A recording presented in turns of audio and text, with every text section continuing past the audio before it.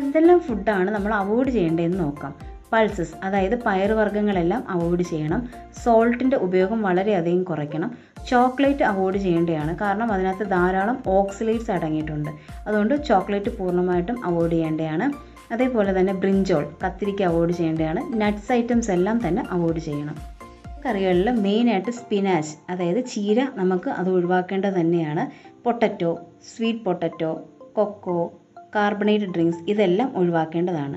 Red meats avoid ചെയ്യണം. Sea foods എല്ലാം തന്നെ അവോയ്ഡ് ചെയ്യേണ്ടതാണ്. സ്പൈസി ഫുഡ്സ് എല്ലാം ഒഴിവാക്കേണ്ടതാണ്, അതായത് എരിയും പുളിയുമുള്ള എല്ലാ ഫുഡുകളും അവോയ്ഡ് ചെയ്യണം. മൈദ കംപ്ലീറ്റ്ലി അവോയ്ഡ് ചെയ്യേണ്ടതാണ്. ഷുഗറി ഫുഡ്സ് അവോയ്ഡ് ചെയ്യണം. പ്രോസസ്ഡ് ഫുഡ്സ് അതായത് ടിന്നിൽ വരുന്ന എല്ലാ ഐറ്റംസും അവോയ്ഡ് ചെയ്യണം. ബേക്കിംഗ് പൗഡറിൻ്റെ ഉപയോഗം കുറയ്ക്കുക തന്നെ വേണം. വെണ്ടയ്ക്ക എടുക്കാൻ പാടുള്ളതല്ല. ബിയറും ആൽക്കഹോളും കഴിക്കാൻ പാടില്ല, കാരണം ഇതിനകത്ത് ഓക്സലേറ്റ് ധാരാളമായിട്ടുണ്ട്. ഇത് നമുക്ക് കിഡ്നി സ്റ്റോണിന് വളരെ നെഗറ്റീവായിട്ടാണ് എഫക്റ്റ് ചെയ്യുന്നത്.